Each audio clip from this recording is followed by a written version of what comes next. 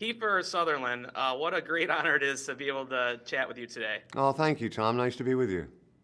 Yeah, I got to start off and tell you that I'm a huge fan of yours, always have been. I used to run around my backyard as Doc from Young Guns 2, and I'm a huge Dragonlance fan too, and you were the voice of Raistlin in that animated film that nobody saw. All of these characters, Jack Bauer, 24, all the iconic roles that you've had over your career, what was it about Jonathan Weir in Rabbit Hole that made you maybe excited to explore something that maybe you haven't before in the past? Well, it's a number of things. John and Glenn approached me with this idea that they wanted to create a thriller that would harken back to like 3 Days of the Condor, Marathon Man, Parallax View, The Fugitive, etc. And these were all films that I loved watching growing up. But there was a humanity to the character, as they described him, and that literally out of the gate, he was gonna make a 180-degree shift. John Weir is an expert at deception, and in his world as an espionage operative in Wall Street, he's usually the hunter. And within minutes of a scam that he is running, he goes from being the hunter to the hunted, does a 180-degree turn, and literally is running for his life, and is desperately trying to find out in a world that, well, is not clear, what is in fact the truth. And he takes the audience with him. And I think we live in a world where sometimes trying to navigate and know what the truth is becoming less and less easy. And so I just found it to be a very human idea of someone trying to survive in a very complex world, in this world that we're living in today that is so technologically advanced that we haven't really caught up. And also interesting from the perspective of an audience person that it really is up to you to start to discern between what you see and hear what is in fact what you think is the truth. And so I found it to be really compelling from a character point of view. I found it to be really compelling what they were describing, what they wanted to do as a show. And so literally they had me hook, line, and sinker after the first phone call, and I can't be happier. I mean, there's aspects of this character, even though it's in the genre of like a 24 or The Fugitive. Is a very different character. I mean, this character has a sense of humor. He has a firm grasp of sarcasm, and he's witty. Well, I was going to mention too that unlike Jack Bauer, who had some moral, we knew he was a good character, though he had some moral, ambiguity and things that people would question. This character, what's super interesting to me is that we don't know. Like, we're with him, we want to root for him, but at times we're reminded that this might not be a nice guy, or maybe he is a nice guy caught up in something, and we kind of don't know. How fun was it to kind of play that down the line, knowing the audience is guessing the whole time? Well, I think that's the thing. The way John and Glenn had laid this character out and the episodes, you could see immediately the moments that you were going to be able to kind of mess with the audience a little bit. And when I say that, I don't mean mess as much as you're going to kind of make someone feel this, and maybe in 2 episodes you're going to make them feel something completely different from that.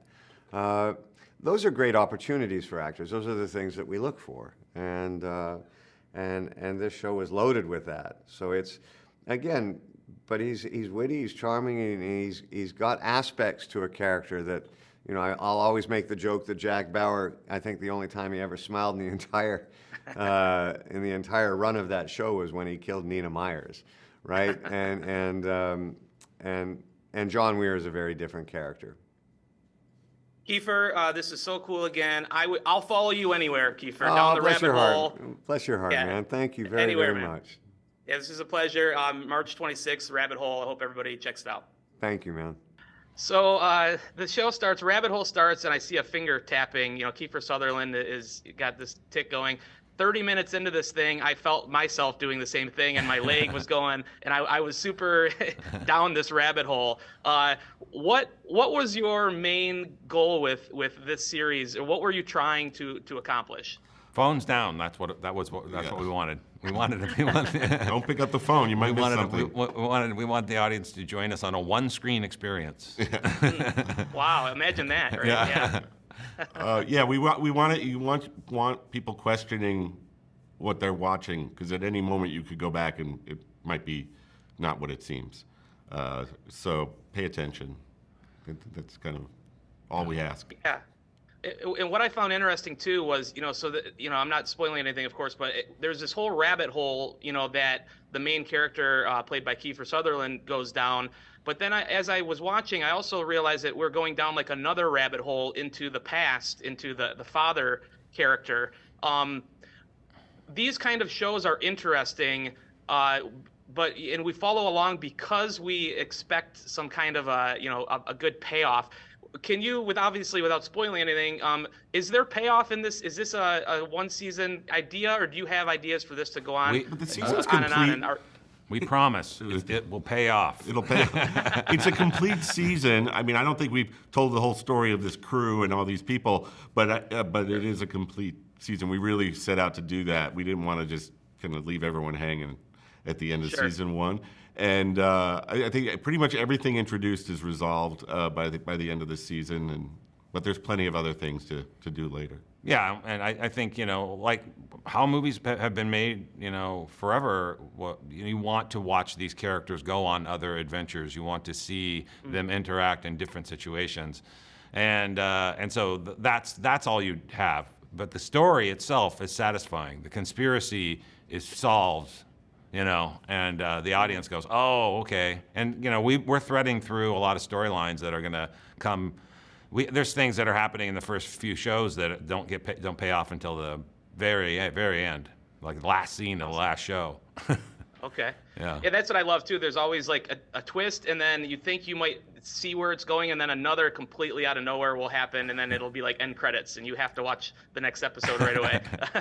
Really quick, because I'm almost out of time, but if you could just really quickly, I always am fascinated when there's more than one person running a show. A little bit about your collaboration process. How do you two collaborate in coming up with what ends up on screen? Well, we've been working together for about 35 years. We went to college together. We've been working together ever since. We started out as writers, so we're always in the room together. We write in the same room on the same computer, 2 keyboards, shared monitor, and so we're kind of a hive mind. Fabulous. Guys, thank you so much. I hope everybody goes down the rabbit hole. It's worth it, and there is a payoff. You heard it here first, so stick with it. I love the show, though, and great talking to both of you. Great. Thank you. Thanks. Hi, Tom. Oh, Hi. hey, it's so cool to be able to chat with both of you. What a show. This show is aptly titled because once you start it, you kind of you keep getting deeper and deeper into it, and you find yourself kind of lost in it along with the characters. Charles, I'll start with you. What made you want to be a part of this in the beginning, and what were you thinking as you were reading scripts going along through this season? Well, what made me want to be part of it was because when I read the first episode, I wanted to know. Yeah, sure. And that's not always the case as an actor. Sometimes you read something, you think, yeah, okay, right, where's it going to be shot? Who are the other actors? Who's directing it? Yeah, okay, we do this. But this, you think, oh my God, I need to know about this. And you just need to know, not want to know. Yeah. So you get a bit more information and a bit more, and I was kind of hooked, and I kind of had no choice, really. Now, Maida, your character is so interesting because you're almost like I've only seen the first 4 episodes, but so far, without spoiling anything, you're like a glitch in the Matrix almost. Like you're not supposed to be there, and something's off, and something is making everybody uncomfortable. How fun was that to play? Because the character seems innocent at first, especially, and maybe is innocent. But then there's so many layers of what's going on. Just talk about that. Yeah, I love that analogy, a glitch in the Matrix. Yeah, I am kind of a glitch in the Matrix. It was great because she's so multi-layered, and also she's not expecting to be in that position. And so as an actor, I just could like lean into just taking it all in and being as confused and as curious about what is going on. And that's why I liked the script, because I like Charles said, I was like constantly like, what is going on here? But at the same time, she has her own agenda that's happening. And so it's all these different, like, you know, she's juggling a lot, and that's really fun to kind of play. And she's constantly startled by these crazy men she's around. Yeah, that's true. This can be for both of you too, but the show makes you kind of second guess your own beliefs and what's happening and what's real. That's a real thing in our society nowadays. Is not, nobody knows what to believe. What do you think the show is ultimately saying, or wanting people to think about this kind of confusion in our lives? Don't take anything at face value. Yeah. Yeah. Anything. Yeah. Well, and question technology. Question the messaging that's coming towards you, whether it be on your phone or on the news, just to question everything and be careful with your data and how you know, allow your information to be out there. Such a pleasure to be able to chat with both of you. Thank you so much. Thank you. Sorry about my phone. Oh, no worries. Cool. So, Enid, I'll start with you. You know, so a show like this, it's so interesting for a viewer because we don't know what's going on. We're guessing, we're predicting, and then we're wrong, and then something turns this way and that way. How fun is that as an actor to be a part of a story like this, knowing maybe a little more than the audience might know in your scenes, but having to play it a certain way? Oh, it's so fun. I mean, it is really fun to get to be in a thriller. You know, this one is so exciting. You never know what's going to happen. As soon as you think you know, you're definitely wrong. And so to me, it was a blast to be part of. I never get to be in shows like this. Usually it's much more like sort of sad dramas. I feel like that is my usual cup of tea. So it was a blast to go to work and, you know, watch them shoot chase scenes through the streets of Manhattan, or, you know, be part of watching the intern, like, you know, beat people up and horses are involved. I mean, there was so many fun things like that. It's an action-packed show. But then on top of that, it's got great characters. It's really funny. It's really witty, and you can't turn it off. I like not knowing where it's going to go, and you know, so this character, without ruining the show, what happens, you know, he's